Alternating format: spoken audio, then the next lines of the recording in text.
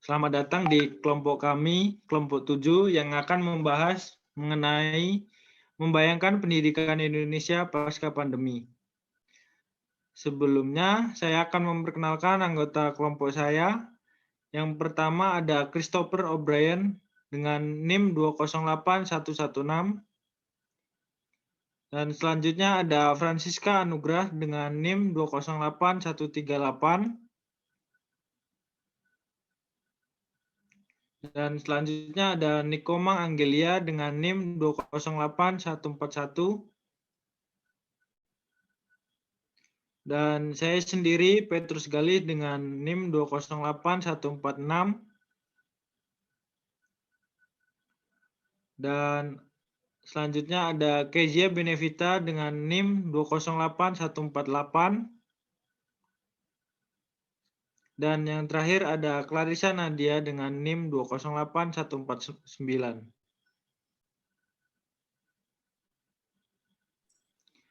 Baik, yang pertama saya akan membahas terkait pelaksanaan pendidikan dalam masa darurat COVID-19, di mana Menteri Pendidikan dan Kebudayaan Nadiem Anwar menerbitkan Surat Edaran Nomor 4 Tahun 2020 tentang pelaksanaan pendidikan dalam masa COVID-19.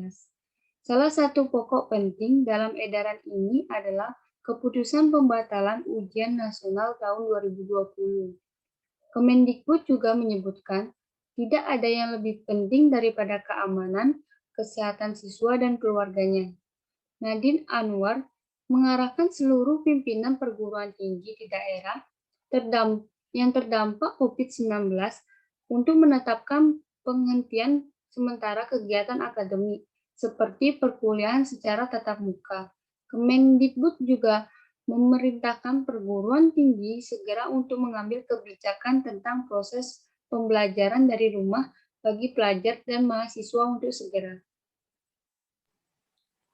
Kami mendukung penuh keputusan para pimpinan perguruan tinggi di wilayah yang positif terdampak COVID-19 untuk mendorong kegiatan perkuliahan dengan pembelajaran daring dari rumah guna mencegah penyebaran virus. Disampaikan Mendikbud di Jakarta.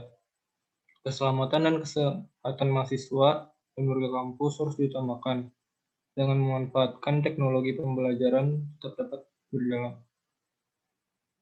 Menurut pelaksana tugas Direktur Jenderal Pendidikan Tinggi, Nizam, pembelajaran dari rumah dapat dilakukan secara sinkronis melalui penggunaan video conference maupun asinkronus dengan email atau berbagai aplikasi pengirim pesan lainnya. Materi pembelajaran dapat memanfaatkan berbagai sumber daring yang sudah tersedia. Yang terpenting dan harus ditekankan adalah bukan libur, tetapi belajar dari rumah. Dengan cara daring, dengan e-learning, dan sebagainya. Dikatakan Nizam.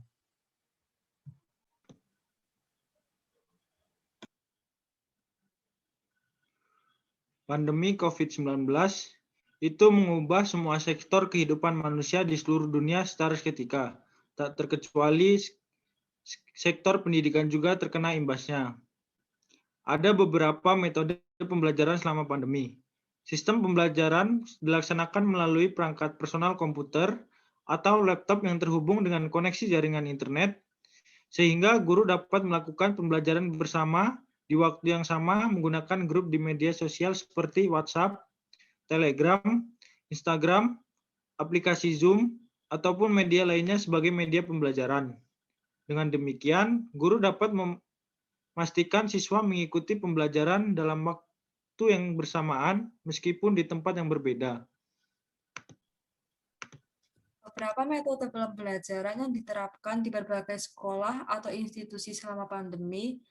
Yang pertama ada discovery inquiry, yaitu menekankan pada proses berpikir kritis dan analitis untuk menemukan jawaban dari masalah yang diberikan pengajar. Yang kedua, ada flip classroom, yaitu materi diberikan sebelum proses pembelajaran. Yang ketiga, ada project-based learning, yaitu pembelajaran dengan melibatkan proyek. Yang keempat, blended learning, yaitu sistem daring sekaligus tatap muka melalui video conference. Yang kelima, berbasis game, yaitu menggunakan permainan atau game digital untuk tujuan pembelajaran. Yang keenam, Self-Organized Learning Environments atau SOL yang menitikberatkan proses pembelajaran mandiri dengan memanfaatkan internet dan perangkat pintar yang dimilikinya.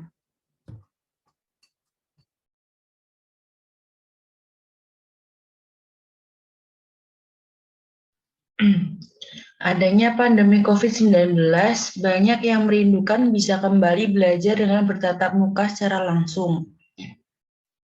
Tetapi juga tidak sedikit yang merasa lebih nyaman belajar secara daring. Bagaimana pendapat dari kelompok kami? Menurut kelompok kami, keduanya sama-sama memiliki kelebihan dan kekurangan.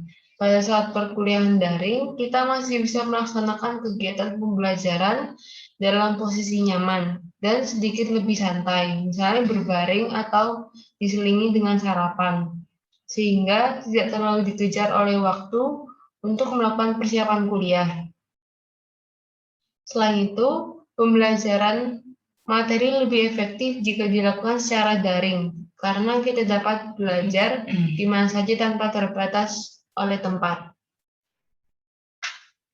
Namun untuk pembelajaran yang tidak bisa dilakukan secara daring seperti praktikum akan lebih baik dilaksanakan secara luring, karena kita perlu mengerti bagaimana cara menggunakan alat-alat praktikum yang benar dan tidak hanya sekedar mempelajari teori saja. Selain itu juga karena pembelajaran daring ini sosialisasi terhadap teman-teman juga berkurang, sehingga sangat sulit juga jika dilakukan secara daring.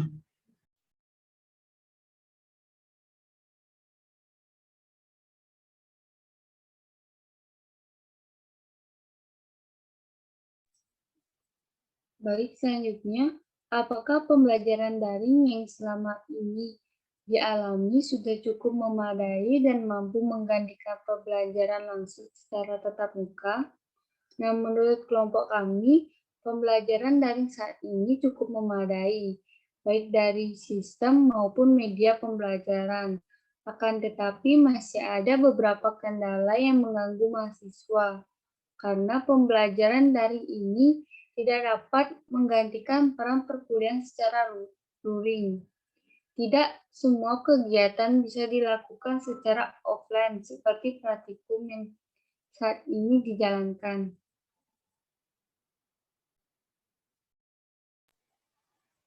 Hal ini disebabkan karena keterbatasan alat dan bahan yang sulit dicari di sekitar rumah. Tidak hanya itu, siswa atau mahasiswa pun susah untuk berinteraksi belajar antara pengajar dan pengajar karena sering terkendala pada jaringan internet. Nah, situasi pandemi ini menjadi tantangan tersendiri bagi kreativitas setiap individu dalam menggunakan teknologi. Bukan hanya transmisi pengetahuan, tapi juga bagaimana memastikan pembelajaran tetap tersampaikan dengan baik.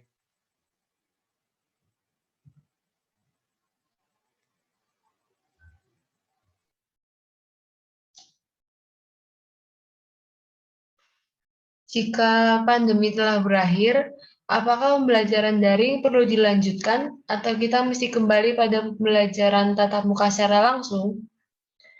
Pembelajaran secara daring pasti memiliki kelebihan dan kekurangan. Namun menurut kelompok kami, jika pandemi sudah berakhir, lebih baik diandalkan pembelajaran secara luring terutama untuk tingkat taman kanak-kanak hingga sekolah dasar. Karena pada tingkatan tersebut perlu adanya pembentukan karakter yang tidak semua orang tua dapat memberikannya. Selain itu juga pada tingkatan tersebut perlu lebih banyak sosialisasi dengan teman sebaya dan lingkungan luar. Serta tidak semua orang tua bisa mendampingi dan mengawasi anak-anaknya dalam mengikuti pembelajaran di sekolah. Selain itu, perkuliahan tidak hanya tentang mendengar materi, menonton video, ujian, dan lulus. Perkuliahan juga mencakup aspek membangun relasi dengan sesama dan juga praktik materi secara real. Faktanya, kebanyakan mahasiswa akan lebih mudah menyerap atau mengingat suatu materi dengan adanya praktik secara langsung, entah itu dengan dosen maupun dengan mahasiswa lainnya.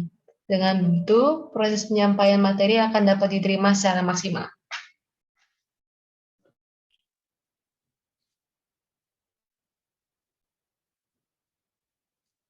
Sekian presentasi dari kelompok kami tentang membayangkan pendidikan Indonesia pasca pandemi. Mohon maaf jika ada salah kata. Untuk perhatiannya kami ucapkan terima kasih.